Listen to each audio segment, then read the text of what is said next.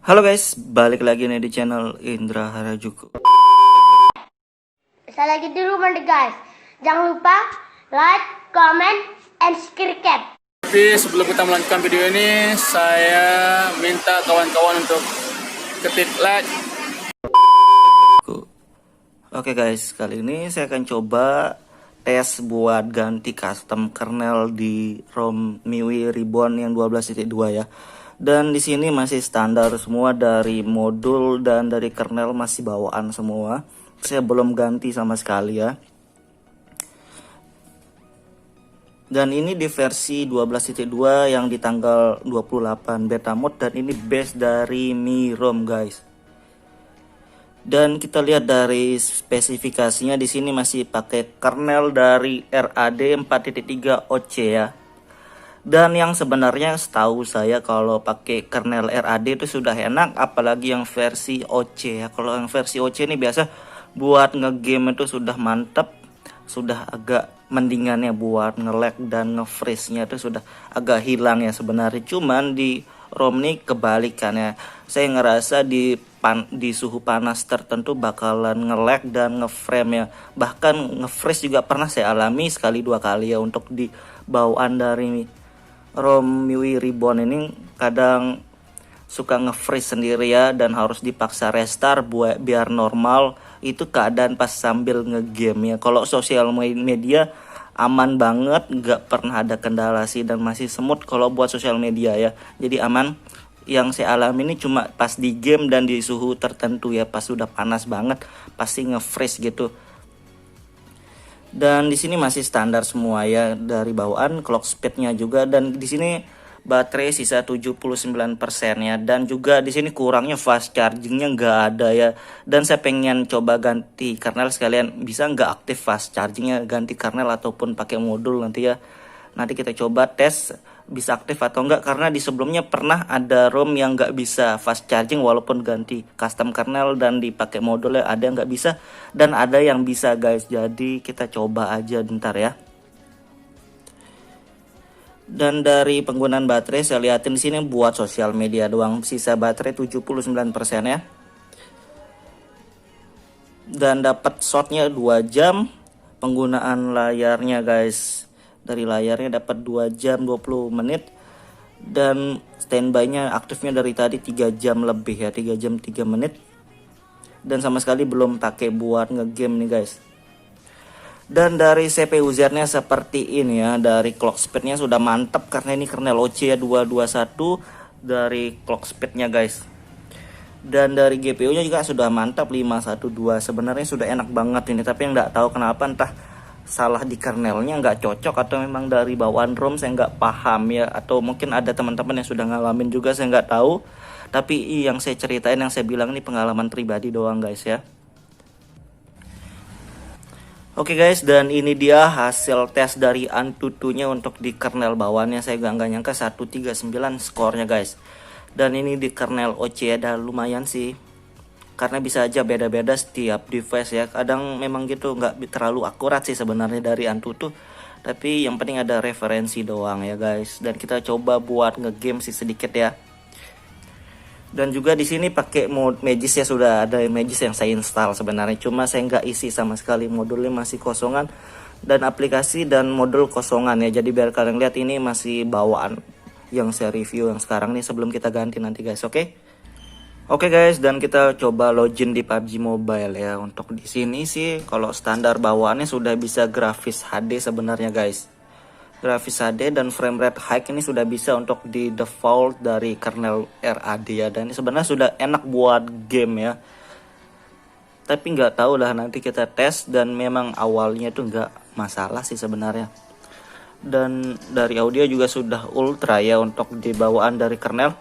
Oke guys, dan kita coba tes. Kita tes satu match ya.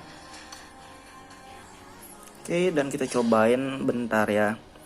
Dan kalau biasanya sih kalau masih awal ini masih aman guys. Jadi kalau di suhu tertentu sudah berapa match atau bisa ngegame setengah jam lebih hampir 1 jam tuh biasa sudah lemot ya, buat gerak kiri kanan aja sudah susah. Dan ini masih normal sih.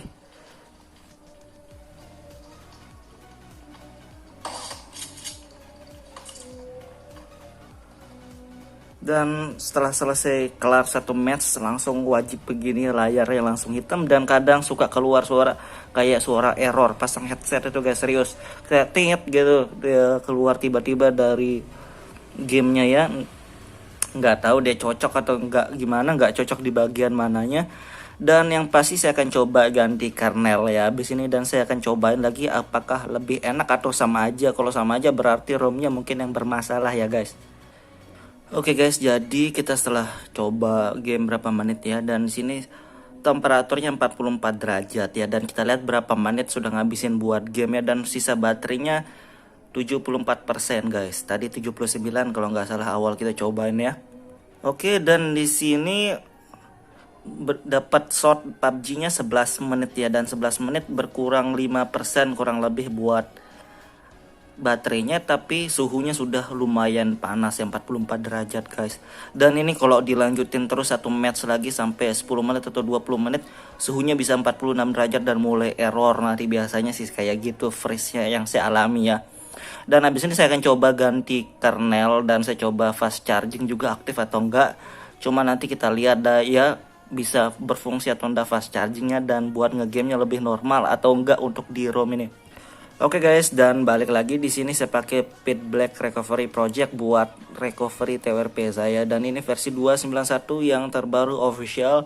Dan kalau kalian pakai TWRP yang mana aja terserah guys, yang penting yang terbaru aja. Dan kalau kalian pengen cobain kayak gini nanti bisa lihat di deskripsi untuk linknya. Oke, dia yang terbaru dari Panda guys, 5.7 EAS ya. Dan di Panda ini biasanya sih walaupun bisa fast chargingnya aktif, tapi LED-nya kadang suka masih tetap bug ya. Tapi nggak tahu yang untuk di versi yang terbaru ini sama atau enggak, atau aktif atau enggak fast chargingnya, nggak tahu ya. Dan kita coba aja dan kita lihat nanti di akhir video kayak gimana. Oke, dan langsung kita flash. Terima kasih sudah klik video ini. Tapi jangan lupa guys, klik tombol subscribe, karena subscribe itu gratis. Dengan subscribe kamu support channel ini terus untuk upload hampir setiap hari. Ingat, subscribe itu gratis, gak ada ruginya kamu klik tombol subscribe guys. Dan kayak gini ya prosesnya guys. Di sini ada pilih bahasa sama, dan next, dan di sini kita pakai yang performa juga sama-sama OC dari yang RAD OC, dan ini juga OC ya, tapi di RAD tuh kayak masih kurang stabil yang saya rasain ya. Cuma kita tes di sini pakai OC, dan di sini saya pakai default aja ya biar nggak ribet. Dan di sini auto deteksi. Jadi kalau kalian bingung new cam atau old cam di ROM kalian pakai Panda kernel aja mending ya, karena di sini ada fitur auto deteksi, jadi nggak bakalan salah kalau kalian pakai new cam atau old cam, karena ini bisa deteksi otomatis guys. Jadi saya pakai yang auto deteksi ini buat jadi contoh doang ya buat kalian yang nonton, jadi contoh referensi. Dan next aja langsung kita install.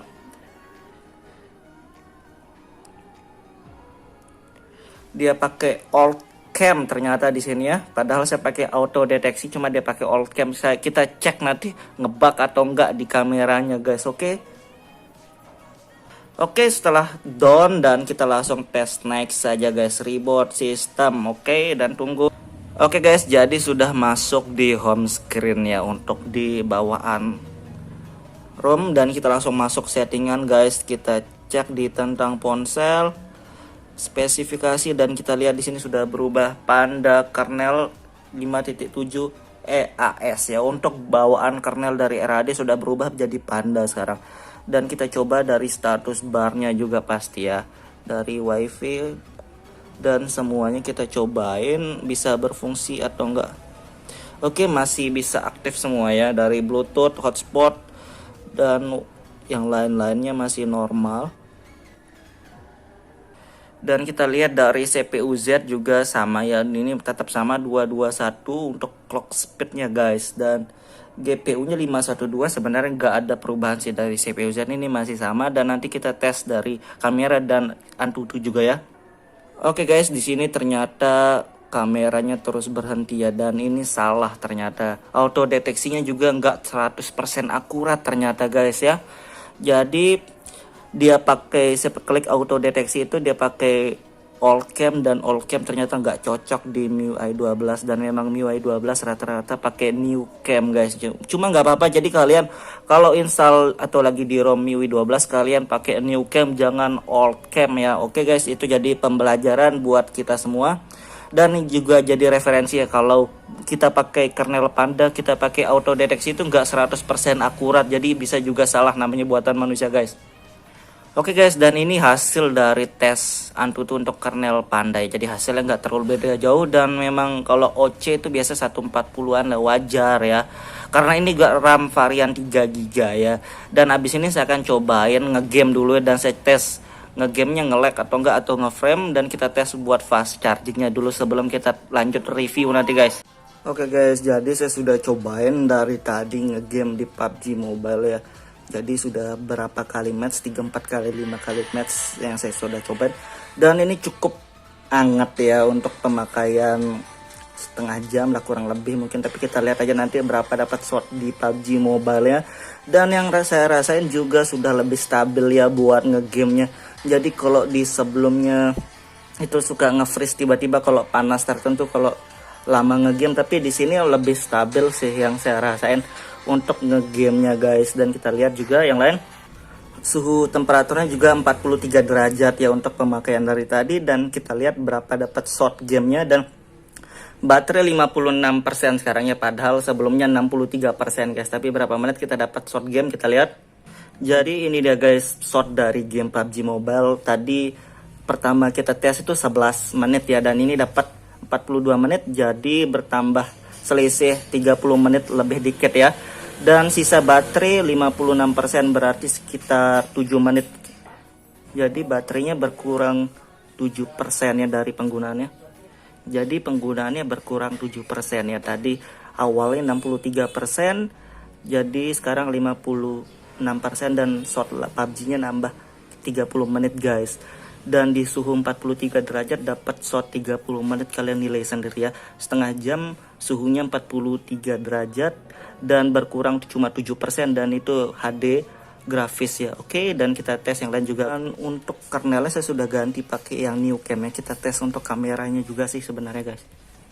Oke, di kamera normal ya kalau pakai new cam, dan kita tes buat Gcam-nya sekalian ya.